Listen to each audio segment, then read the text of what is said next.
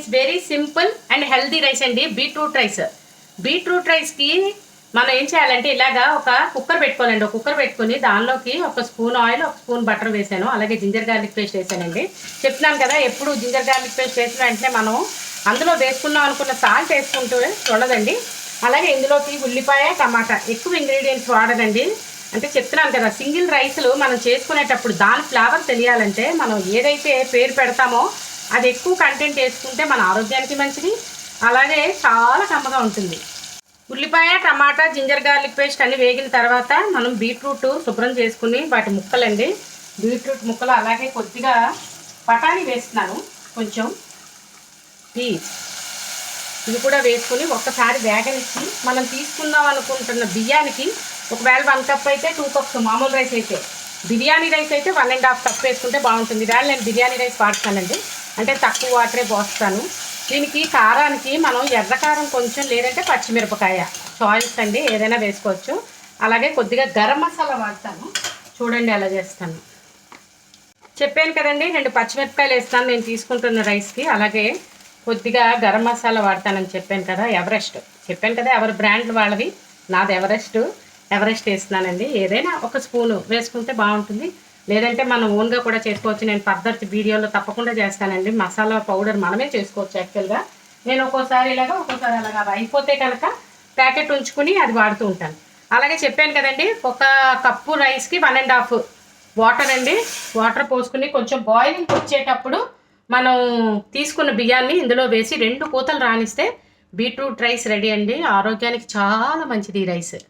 చూడండి, వాటర్ బాయిలింగ్కి వస్తుంది కదా, మనం కడిగిన బియ్యాన్ని ఇందులో వేసి 2 కూతలు రానిస్తే అయిపోతుందండి రైస్. చెప్తున్నాను కదా, ఎప్పుడు సింగిల్ రైస్లు ఏంటంటే ఒక్కలో ఉన్నప్పుడు కానీ, లేదంటే లంచ్ బాక్సులు కానీ, బ్యాచిలర్స్కి కానీ బాగా ఉపయోగపడుతుందండి. అంటే మనం ఏంటంటే వేరేగా కూర చేసుకోక్కర్లేదు, ఇందులోనే కూర కలిసిపోతుంది కదా, ఆ వెజిటేబుల్స్ మనం వాడేస్తాం కాబట్టి. అయితే పెరుగుతో కానీ, లేదంటే కచంబర్ అంటే అదే రైతా, ఉల్లిపాయ, టమాటా, ఇందులో కూరలు వేయలే కాబట్టి అందులో క్యారెట్, కీరా అన్నీ వేసి తీసుకుంటే, ఇప్పుడు వేసవి ఒకటి కదండి, పెరుగుతో తీసుకుంటే చాలా మంచిది మనకి ఈ రైస్. చూడండి, అలా బాయిలింగ్కి వచ్చేటప్పుడు పెడితే ముద్దవదని చెప్తున్నాను కదా, పెట్టుకుని మనం 2 కూతలు రానిద్దామండి, అయిపోతుంది. పెరుగు నచ్చని వాళ్ళు ఇలా సింగిల్గానైనా తినొచ్చు. అందులో చక్కగా ఉప్పు, పచ్చిమిరపకాయ, కారం అన్నీ తగులుతాయి కదా, గరం మసాలా, చాలా టేస్టీగా ఉంటుందండి. తప్పకుండా ట్రై చేయండి.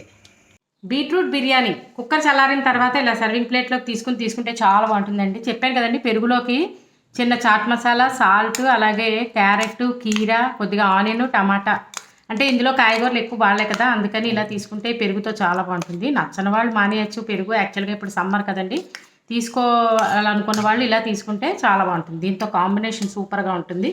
చూడండి, కలర్ డజంట్ మ్యాటర్ అండి. మెయిన్ బీట్రూట్ మన ఆరోగ్యానికి చాలా మంచిది కదా. మీరందరూ కూడా తప్పకుండా ట్రై చేయండి ఇలాగ కాంబినేషన్లో. లేదంటే ఏదైనా కూర చేసుకున్న కూరతో కూడా తీసుకోవచ్చు. యాక్చువల్గా ఇదే ఆల్రెడీ ఫ్లేవర్ ఇస్తుంది, ఎందుకంటే మనం మసాలా అది వాడాం కదా, ఉల్లిపాయ, టమాటా, పచ్చిమిరపకాయ, చాలా బాగుంటుందండి. మెయిన్ మీరు కూడా ట్రై చేసి మీకు ఎలా వచ్చిందో నాకు ఒక కమెంట్ పెట్టండి. అలాగే నా ఛానల్ సబ్స్క్రైబ్ చేసుకోకపోతే సబ్స్క్రైబ్ చేసుకోండి. చూడగానే ఐటెంకి ఒక లైక్ కొట్టండి. ఒకవేళ చేసుకున్నట్టయితే మీ ఫ్రెండ్స్తో షేర్ చేయండి. Thanks for watching. టేస్ట్ చేసానండి, చాలా బాగుంది, చాలా కమ్మగా ఉంది. ముందు కూడా సరిపోయింది. చక్కగా తీసుకున్న మసాలా పౌడర్, సాల్ట్, మిర్చి అన్ని టేస్ట్ వస్తుంది. పెరుగుతో కూడా చాలా కమ్మగా ఉంది. మీరందరూ కూడా ట్రై చేయండి.